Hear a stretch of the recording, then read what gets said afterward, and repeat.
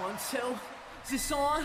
The Elimination Chamber is one of the showpiece matches on WWE's annual calendar. It's a fun stipulation to witness in action, but sometimes the behind-the-scenes happenings can be just as interesting. He literally forgot what number he was supposed to come out, punched the plexiglass door, and then he just bum rushed. Yeah. He cut the match by 15 minutes. From wrestlers improvising, I got to a point where I'm trying to call a match on the fly for 6 different people where you can't talk to them and the camera has to be on you at all times. to injuries, botches, and real-life drama. Any thoughts come to mind? For this, yeah, we're all somebody gonna get up tonight. My instincts told me to straighten my legs out, and my shin came across his throat with the weight. Like I'd walk over to somebody and they'd hit me, and as soon as I'd take a bump, I can't breathe again. We'll be highlighting all this and more today, as we list 10 backstage stories behind the Elimination Chamber. You mean to tell me that skinny little tattooed fuck is gonna choke out the Big Show? In my gut, I knew he wasn't the guy. I think a lot of people felt the same way. Brock Lesnar has proven time and time again that once it's go time, he's just gonna do whatever he feels like. In 2022, the Beast was at his most eccentric on screen as Cowboy Brock, but behind the scenes, Lesnar was equally as unhinged when you consider how frequently he changed the creative in big matches. Just like at the Royal Rumble a month prior, the Elimination Chamber in Saudi Arabia was no different for Brock. He'd gotten plan switched right before the Rumble began, but in the Chamber, he went off script while the bout was in progress. This surprised his opponents as the original plan went out the window. Matt Riddle explained what happened while talking to TMZ. At a stream Elimination Chamber in Saudi, he literally forgot what number he was supposed to come out, punched the plexiglass door, which isn't like super strong. Like I can kick through it, but you're not supposed to. And then he just bum rushed. Yeah. He cut the match by 15 minutes. Because like he didn't, he's like, oh, sell. Like, Yeah. F5. He writes his own ticket. Yeah. Essentially. And then Paul Heyman pretended like it didn't happen, or he was like, oh, that was my mistake. And it's like, no, it wasn't. Yeah. It's fucking him, dude. Like he just went into business for himself. And then after the match, he's laughing. He goes, oh, sorry. I forgot. Lashley was supposed to enter the chamber at this point. And the RKO. Lesnar is irate. Lesnar just kicked. What? In an interview with Chris Van Vliet, Austin Theory described Lesnar's rampage from his perspective. The Beast blindsided Theory upon bum rushing his way into the ring. He picks up AJ, and AJ's like, what the frick? F5, 1, 2, 3. Seth Rollins starts laughing. F5, he's out. 1, 2, 3. Riddle just gets thrown. He's out. The Elimination Chamber's debut appearance also featured numerous audibles. Given that it was the first match of its kind, there wasn't much to go off. Because of this, the wrestlers didn't plan out much. They hadn't seen the structure till that day, and it's not like they could practice bumping on the steel beforehand. You know, I don't honestly remember, you know, really having any time to, I don't know, get a game plan prepared. There was no prep for this. I don't, you know, I'm the same way. I don't remember any. We'd never seen it. I don't remember any prep other than, you know, you guys we're gonna go out here, we're gonna do this, you're gonna do your stuff, you're gonna do. But as far as really thought process going into this, I don't remember it. No, but I know some stuff like here at the end also got rearranged and moved. Yeah, and again, but you'd never know. I just know. Again, I think now we're all just kind of winging it. Another factor that influenced the improv nature of the match occurred when Kane entered too early. The Big Red Machine was due to enter last, with Shawn Michaels being the penultimate entry. However, during the bout, this was accidentally switched. You can see the confusion on HBK's face when it happens. One pod got opened when it wasn't supposed to get open. Kane's buzzer and pod goes off, and his opens up, and I don't know, I want to see everybody's faces, because I can remember being in my pod going, oh, well, that's not right. Yeah, right. That's not good. Oh, we're gonna have to improvise. Here we go. Call it audible. Here we go. How are we gonna fix this? In the Elimination Chamber, it's Kane, the biggest man in this match. The original version of the chamber was quite unforgiving on the body. The design was eventually altered so it was more safe to work in, but the first incarnation wasn't very wrestler friendly to say the least. That's because it was legitimately 10 tons of steel and over 2 miles of chain. The structure had very little give and was brutal to bump or land on. I don't think that the people at home appreciate how hard the grid was outside the ring, how unforgiving the chains that surrounded the ring were. On Something to Wrestle, JBL spoke about his experience in the chamber. He noted how the original design was made more for looks than functionality. There was nothing about it that was safe. Everything on that thing hurt, and nothing made a noise. So it's the worst of everything. You hit a freaking floor, it's just a thud. No noise, but it almost breaks your back. On their podcast, Edge and Christian spoke about how much the chamber hurt. Man, the Elimination Chamber hurts a lot. that steel grate that surrounds it, the chains, like even just climbing the chain around it, like hurts your hands. You're not going to come out of it unscathed. You're going to be, you're going to get some bruises. You're going to get banged up. Yeah, they sucked. They really did in terms of just how they felt. I mean, it was fun, but you know that you're going to hurt a lot during and after. And especially when you feel it during, you're like, damn, that hurt now. What is that going to feel like tomorrow? Given the dangers working inside the structure, there have been some injuries over the years. Any thoughts come to mind? For this, yeah, we're all somebody gonna get up tonight. The first one saw Triple H suffer a bruised trachea at the hands of Rob Van Dam. RVD didn't have enough space to spring off the pod, hence the awkward execution of the frog splash. My instincts told me to straighten my legs out, and my shin came across his throat with the weight. Like I'd walk over to somebody and they'd hit me, and as soon as I'd take a bump, I can't breathe again. You know what I mean? Like it would just all inflame back up. The game said having such a thick neck from years of training saved him from worse damage. Hunter was back in the ring just 2 weeks later. Van Dam discussed the accident on Cafe de Rene. It wasn't my idea, and I was uncomfortable, but I believed in myself enough to think it's just going to work out. I'll be able to pull it off, so that was a mistake on my part, because I didn't know how to judge how far to jump out, because the cage wasn't going to give me any bounce, and is the extra height going to make a difference in my arc? The Elimination Chamber is even more dangerous for non-wrestlers, since they're not equipped to handle the impact. Great Khali's manager Ranjin Singh learned this the hard way at No Way Out 2008. Singh, real name Dave Kapoor, suffered permanent knee damage following his nasty spill to the outside.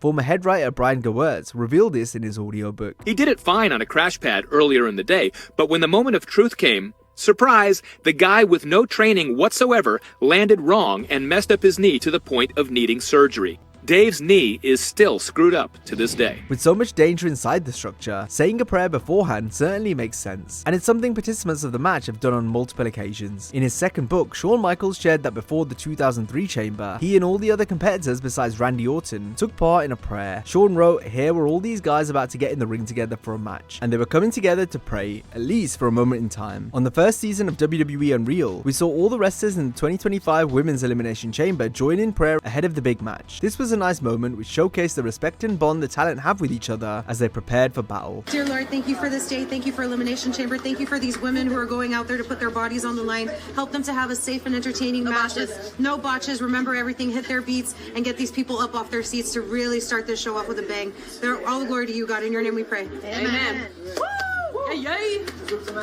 The Elimination Chamber is often used to determine who will challenge for one of the world titles at WrestleMania, with the other having already been decided thanks to the previous month's Royal Rumble. The 2020 Chamber was unique, in that no match was booked to see who would challenge for the Universal title at WrestleMania 36. The original plan was to have Roman Reigns defeat Braun Strowman, Daniel Bryan, Shinsuke Nakamura, Baron Corbin, and Bobby Roode. This would then set up Roman and the champion Goldberg's match at Mania. This Chamber match had been advertised, but then WWE revealed it would be Reigns versus Goldberg at WrestleMania. They announced that it's Roman Reigns Goldberg at WrestleMania, so the men's Elimination Chamber, which had been advertised, is apparently off. It's off. No men's Elimination Chamber match. So it's like, what did Roman Reigns do to get the title shot? I mean, I guess maybe their mentality is, oh, too many people know, so we can't do it. Because now it makes it like, instead of like him going through a dramatic match to get it, he just handed a title shot for no reason. The company instead chose to have an Elimination Chamber for the tag titles. Roman never ended up working Mania due to the pandemic, so he was replaced by Braun Strowman. The 2015 event saw the IC and tag titles contested in the Chamber for the first time. These two bouts proved to be among the weaker Chamber matches, especially the Intercontinental title clash, which fell apart following a major botch. Mark Henry's pod accidentally caved in, so he entered the match much earlier than he was supposed to. Look at that! Mark wasn't due for another 2 entries, but he would have looked silly just standing there with the pod broken. Despite that, entering early threw everything off. Dolph Ziggler described what happened on Busted Open Radio. And I just hear the crowds come up and just start rumbling for Mark. And I go, oh my God, he's not supposed to be out here for 20 more minutes. And I'm like, what the hell are we going to do? And I'm like, don't come out, don't come out. And you can't hear me over the roar of the crowd who's chanting for Mark to get in the ring. And then I'm laying on the ground and I just see a boot go past me and I go, oh no. You're saying, hey, does that mean I can escape? Get out there, Mark. Get out there. He can't do disqualification, Mark.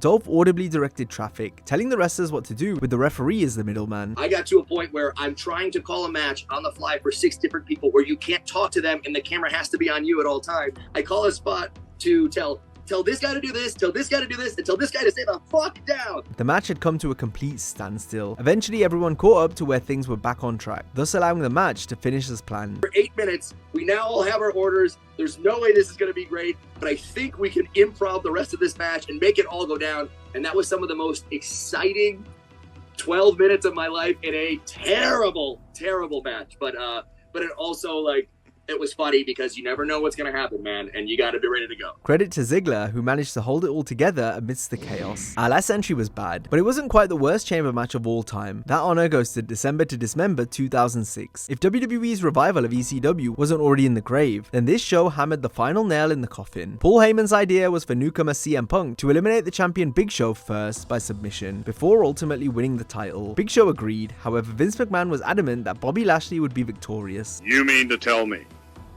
that skinny little tattooed fuck is gonna choke out the Big Show? The Anaconda Vicer! And that was all Vince heard. And Vince was furious that Paul was still fighting this one fight. In my gut, I knew he wasn't the guy. I think a lot of people felt the same way. I knew it had to be Bobby Lashley, and I knew at that time, on that day, that it wasn't CM Punk's time. Meanwhile, Stephanie made the call to remove popular babyface Sabu from the chamber in favor of Bob Holly. By the time the main event began, fans were fed up with the lackluster show. They buried the bout with boos and negative chants. All the fan favorites were eliminated straight away, resulting in a flat finish that saw the show end over 30 minutes early. Who was the first guy eliminated in that match? Punk. Who was the second? Van Dam. And it seemed awful spiteful to me. Following the event, Heyman was fired, and multiple wrestlers requested their releases, but were not granted them. During an Inside the Ropes live show, Paul buried the December to Dismember to oblivion. It sucked. The show just was a brutal abomination of the concept of wrestling, sports entertainment, pay-per-view, television. The human existence was set back in time by how deplorable of a show this was. We were all together involved in a show that could not have been presented in a worst possible fashion, that if you wanted to sabotage your own business, your own legacy, your own wrestlers, your own cameramen, your own pay-per-view industry, a publicly traded company, and all those involved in it, you couldn't have written it this good to yourself up. One of the scariest moments in chamber history actually occurred outside the structure. We're talking about when The Undertaker was burned in the 2nd degree by PYRO during his entrance in 2010. I mean, this is great. This is a pay-per-view. That's me trying my hardest to stay in character. Undertaker had previously complained about the flames being too close during his entrances. The guy goes, nah, I think there's just a draft in the building. I don't care if there's a draft in the building. I'm telling you, these pyro bursts are too hot. They're too close. So following this blunder, Taker demanded the pyro technician be fired, or he'd get beaten up courtesy of the Phenom. I'm beside myself. I'm looking down at my chest because my chest is just bubbling up right now. Flesh is just rolling. I know that I've got to sit in that pod for 20 minutes. And then I've got to work another 20 minutes once I get in. Taker cooled down in his pod by pouring water over the burns. He'd chosen to switch jackets and douse himself with an extra bottle of water right before going out. This ultimately saved Take from being burned even worse. The 7-time world champion explained this when speaking to Chris Van Vliet. The last minute, I switch from the Hellraiser coat to the duster and hat, so that when I walk down, you'll be able to see the title. I was the last one into the pod, and I was going to be the last one to come out. So I'm thinking about, okay, my hair's going to dry out, and when my hair dries out, I can't see a thing.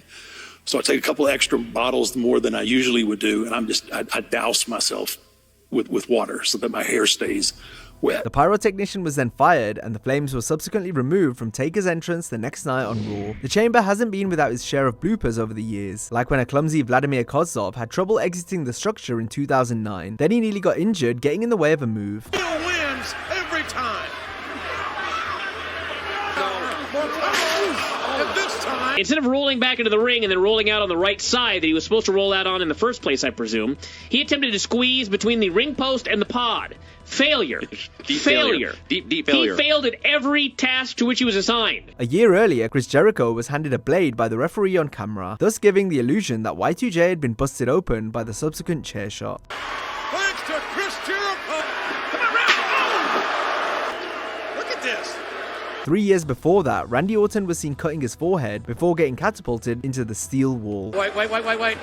It's right. There's no waiting on the mind of the game. This could get ugly in a hurry. For Randy Orton. In 2003, Triple H handed Ric Flair a blade so he could cut Goldberg. Hell, this is akin to felonious assault here. Well, what is Flair doing? In 2015, opponents had their hearts set on breaking up pinfalls, even though it's clearly elimination rules. He's looking to pick up the scraps. Cover.